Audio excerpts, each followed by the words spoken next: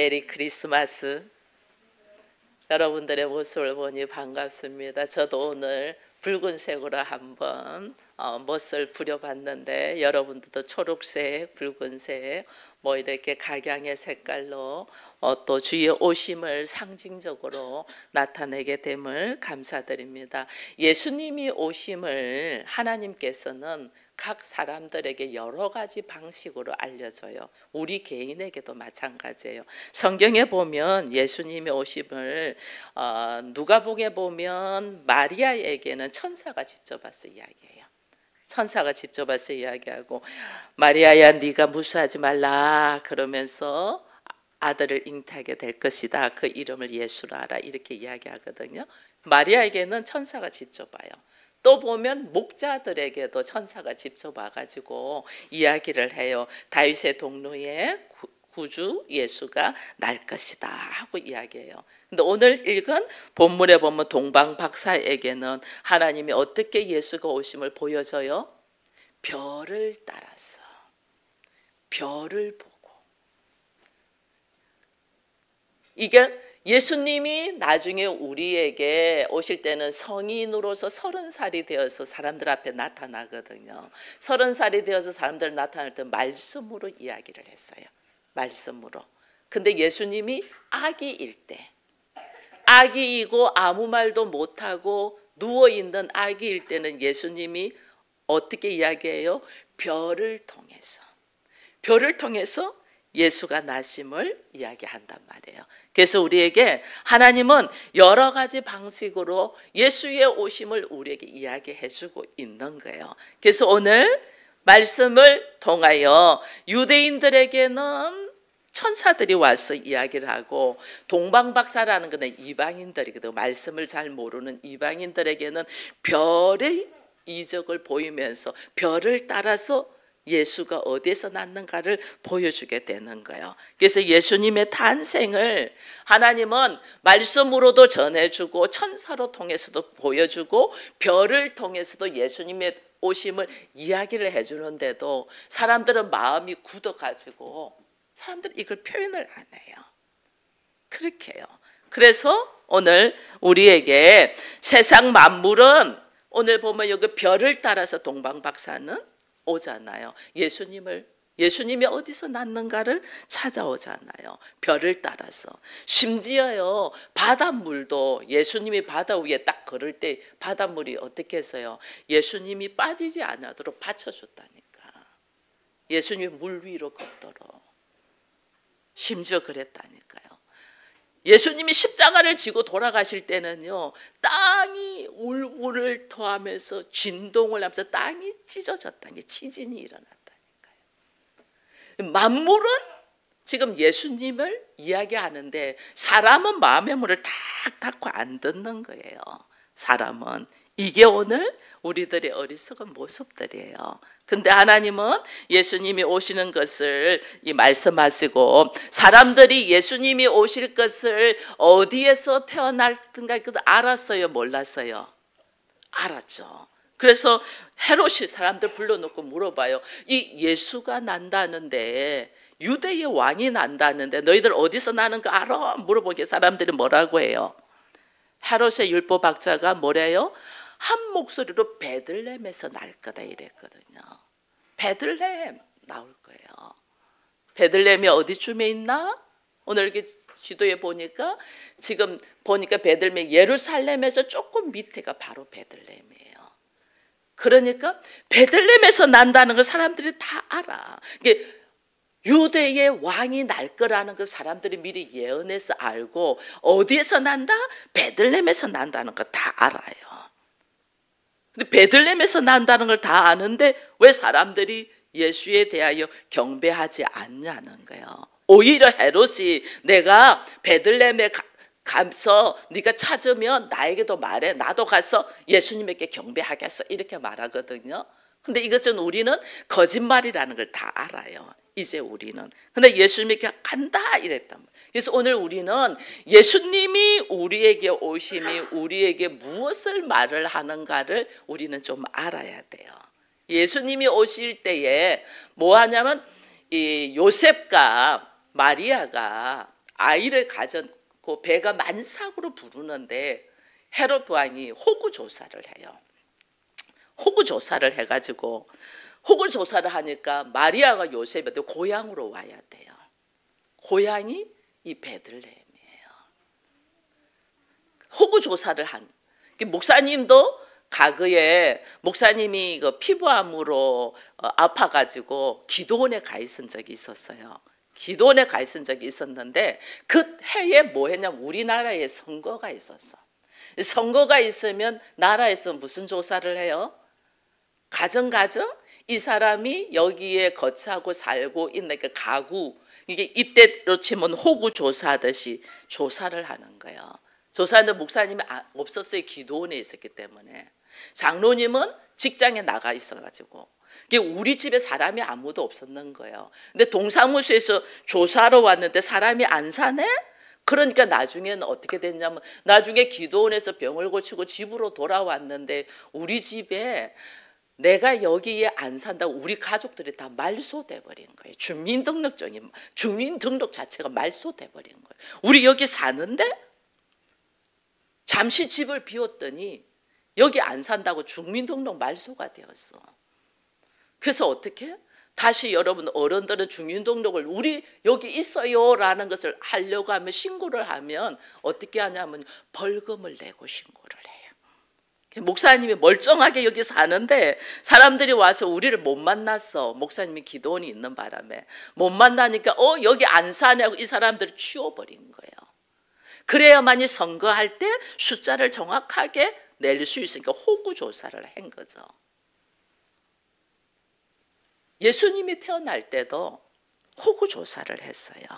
사람들이 호구 조사를 해가지고 여기에 우리가 살고 있다는 것이 증거가 돼야 되거든요. 그러니까 요셉과 마리아가 다른 데 있다가 호구 조사 때문에 고향으로 베들레헴으로 돌아올 수밖에 없는 거예요.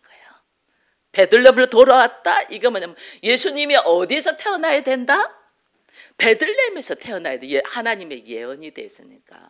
그러니까 어떻게? 베들레헴으로 이들은 다른 데 있었는데 베들레헴으로 오도록 하나님이 인도하시는 거예요. 이거는 사건은 뭐냐면 예수님이 베들레헴에 오신다는 것은 우리로 하여금 예수님이 우리를 부르신다는 거예요. 오늘 나를 부르신다. 이 베들레헴이 어느 곳이냐면요. 여러분 베들레헴에 보면 베들레헴의 뜻이 떡집입니다. 떡집. 그리고 베들레헴에 그다음 이 그림을 보면 어떤 그림이 있냐면요. 좀 넘겨주세요. 네, 이게 뭐냐면 지금 곡식을 이삭을 막 줍는 데거든요. 베들레헴은 에브라다 베들레헴아 이렇게 하거든요. 이게 뭐냐면 곡식을 많이 재배하는 곳이 베들레헴이에요. 곡식을 많이. 이게 지금 이 장면은 어떤 장면이냐면 룻이라는 여인이 먹을 것이 없을 때에 보아스라는 남자의 땅에 가서 곡식 이삭을 주었던 장면이거든요. 이게 어디냐면 베들레헴이에요. 여기서 룻이라는 여인은 누구를 만나요? 신랑을 만나는 곳. 베들레헴. 떡집이면서 신랑을 만나는 우리로 하여금 양식을 주면서 새로운 역사가 일어나는 곳이 베들레헴이에요.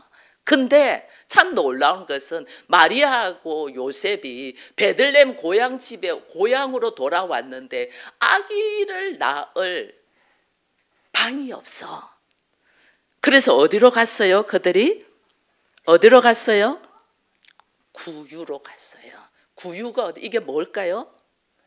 이게 구유인데 말에 먹이를 주는 밥그릇이야.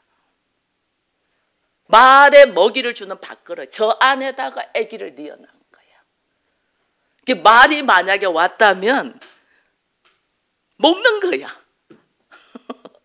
나 먹으라고 올려놓은 거야. 나 먹으라고. 말에 먹이. 예수님은 그게 무슨 말이냐면 이 구유에 있는데 동방박사들이 와 말의 구유에 있는 거예요. 말의 먹이로처럼. 이게 뭐냐면 예수님은 베들레헴이라는 떡집임에서 구유에 났다는 것은 우리에게 어떤 예수를 통하여 우리가 모든 것을 취할 수 있는 양식이라는 거예요. 우리가 먹을 수 있는 양식. 예수를 통하여 우리가 새로운 역사가 일어난다는 거예요. 예수를 통하여 우리가 그것을 먹고 예수를 통하여 우리의 인생이 새로워지고 예수를 통하여 우리를 하나님 어떻게 부르신다는 거예요. 근데 이 구유로 누가 찾아오죠? 이 구유에 예수님이 누워 있는데 누가 찾아오죠? 동방박사들이 찾아와요. 동방박사들이 찾아오는데 이 동방박사들이 세 사람이 오는데 동방박사들이 세 사람이 오면서 우리가 선물을 가지고 왔다는 건 알아요. 그렇죠? 뭐뭐 가지고 왔어요? 우리 친구들 한번 이야기해 보세요. 동방박사들이 가지고 온 예물 세 가지. 뭐예요? 왕관이 있으니까 황금은 딱 알 거예요. 그 다음에 목사님 표시 안 했어요. 여러분들 다 알 것 같아서. 황금. 그 다음에 유향. 우와, 말해놓고 부끄러워가지고 있네. 엄마가 가르쳐줘서 이야기했나 봐. 부끄러워가지고 있네. 내가 말은 했지만은 실제로는 컨닝해서 부끄러운 거야. 근데 유황이라고 딱 말했어요. 그 다음에 또 뭘까 하나는? 우리 친구들이 한번 이야기해봐. 모략. 막 여기저기서 모략 나오고 있어요. 세 가지를 가지고 간 거예요. 동방박사가. 이 세 가지를 가지고 온 이유는 예수님이 우리에게 오심은 어떤 모습들? 황금은 왕의 왕관이에요. 왕이다는 게 왕. 이 예수는 지금 말구유, 말 밥그릇에 누워 있는 이 아기 예수가 우리의 왕이다는 거예요. 왕. 유황은 뭐하냐면 기도할 때 하나님께 드리는 제물이거든요. 이 아기 예수가 우리의 왕이면서 이분이 누구냐면 하나님이라는 거예요. 하나님. 근데 모략은 뭘까? 모략은 사람 죽은 시신에다가 바르는 것이거든요. 그게 뭐냐면 왕이면서 하나님이신 분이 우리에게 인간으로 오셨다는 뜻이에요. 사람으로 왔다. 우리처럼 사람으로 왔다. 그 말이에요. 그러니까 예수는 지금 말의 밥통에 누워있는 이 아기 예수는 우리의 왕이면서 하나님이시면서 뭐다? 사람으로 우리에게 왔다. 이걸 지금 이야기하는 거예요. 그래서 하나님이 여러분 우리가 알아야 돼요. 예수님이 하나님이라는 걸 믿어요. 근데 예수님이 우리의 왕으로서 모든 세상을 통치한다는 것을 믿지 않는 사람이 있어요. 그러면 그 사람은 하나님이라고 믿는 사람의 유황은 드릴 수 있어요. 그런데 우리 이 세상을 통치하는 왕이라는 것을 믿지 않는 사람은 황금은 줄 수 없어요. 여러분들이 오늘도 하나님 앞에 예수님 축하, 탄생 축하를 생각하면서 우리가 감사의 예물을 아마 다들 이렇게 올려드렸을 것입니다. 그런데 나는 주고도 다른 건 다 주도 나는 돈은 주기 싫어. 이런 사람 있을까 없을까? 응? 난 다른 건 다 줄 수 있어. 나 유황도 주고 모략은 줄 수 있어. 근데 나는 돈은 주기 싫어 하는 사람 있을까 없을까? 있겠죠. 이런 사람은 뭐냐면 나는 예수님이 하나님이라는 건 알아. 예수님이 우리를 위해서 죽어준 것도 알겠어. 근데 예수가 이 우주 만물을 세상을 다스리는 왕이라는 것은 인정하기 싫어. 이 뜻이에요. 여러분들이. 예수가 우리의 왕이라는 걸 인정하기 싫다 하면 내가 어떻게 해야 되냐면 내가 죽으라고 고생해야 돼. 왜냐하면 나의 왕 대신 예수를 통하여 내가 공급받지를 않는다는 뜻이니까 내가 죽으라고 고생을 해야 돼. 또 어떤 사람은 예수님이 우리의 왕이라는 걸 인정하겠어. 근데 내가 예수가 사람이지 무슨 하나님이냐? 하나님이라는 건 나 인정하지 못하겠어. 이런 사람도 있을까 없을까? 있겠죠. 그런 사람은요 또 하나님 앞에 이렇게 돈은 낼 수 있어. 헌금은 드릴 수 있어. 근데 유황으로 하나님께 기도는 안 한단 말이에요. 하나님이라고 나 인정 못해. 그 예수는 사람이지 무슨 하나님이야? 이런 사람은 하나님 앞에 기도를 안 하는 거예요. 유황은 기도를 올려드리는 거거든요. 기도하기 싫어. 그 기도할 시간에 나는 놀러 가겠어 이러면서 기도 안 할 수 있겠죠. 이거는 저런 나쁜 놈이라고 이렇게 기도 안 한다니까. 그런 사람은 하나님께 기도하지 않는다. 유황 하나님이라는 걸 나는 인정하지 않겠다 그 말이에요. 또 어떤 사람은 그랬겠어? 예수가 우리의 왕이고 하나님이랑 인정하는데 어떻게 그 하나님이 사람으로 왔어? 그 사람으로 왔다는 걸 나 인정하지 못해. 이런 사람은 또 어떻게?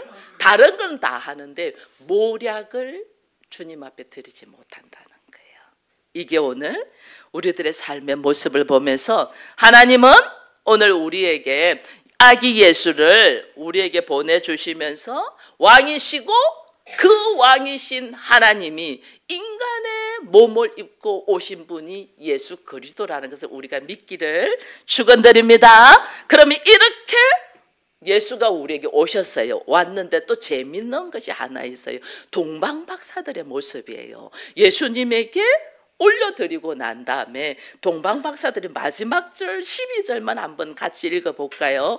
마태복음 2장 12절만 같이 읽으면 이래 됐어요. 그들은 꿈에 헤롯에게로 돌아가지 말라 지시함을 받아 다른 길로 고국에 돌아가니라. 아멘. 이 동방박사들이요, 천사들의 말을 듣고 왕이신 헤롯의 말을 안 듣고 천사들의 말을 듣고, 헤롯이 뭐랬어요? 예수를 만나면 나도 가서 경배하도록 나에게 와서 말해라 그랬잖아요. 근데 헤롯에게로 안 돌아가고 다른 길로 가. 다른 길로. 이게 지금 우리가 중요한 이야기예요. 왜 그랬을까? 예수 만났어요, 안 만났어요? 동방박사들이 예수 만났죠? 예수님 만나갖고 예수님 앞에 이게 예물도 올려드리고 경배도 했어요. 예수님 만나서 이제는 경배하는 사람은 세상 사람들이 원하는 길로 가는 게 아니고 다른 길로 가야 된다는 거야. 우리 예수 믿으십니까? 예수 만났습니까? 그럼 세상 사람들이 가는 길로 가지 않냐고 다른 길로 가야 된다. 이게 낙원으로 가는 방법이야. 여러분 다 우리가 예수님이 이 땅에 재림하기 전에 예수 믿다가 죽는 사람이 있어요, 없어요? 있겠죠. 많은 사람이 죽겠죠. 예수님이 반드시 다시 오신 데서 오실 거예요. 재림하는데 재림하기 전에 예수 믿고 죽는 사람들은 어디를 가냐면 낙원으로 가요. 낙원. 우리가 낙원으로 가는 방법이 헤롯과 같이 세상 사람들이 걷는 길로 안 가고 예수 만난 사람들은 다른 길로 간다. 그래서 우리가 성탄의 진정한 이 성탄이 예수님이 오신 것을 축하한다면 주의 말씀, 하나님의 말씀을 지키는 길로 걸어가는 삶을 산다는 것을 우리가 아셔야 돼요. 그래서 우리 주님이 이제는 우리가 과거와 같이 자기 욕심대로, 자기 생각대로, 자기가 하고 싶은 대로 이렇게 사는 사람이 아니고 이제는 예수를 만났음에 하나님의 말씀에 의지하여 우리가 새로운 길로 걸어가는 사람이 되겠다는 우리가 결단이고 각오인 것을 알고 우리에게 열어놓으신 길이 무슨 길인가를 우리가 깨달으면서 성탄의 축하를 하는 우리 모두가 되기를 축원드립니다.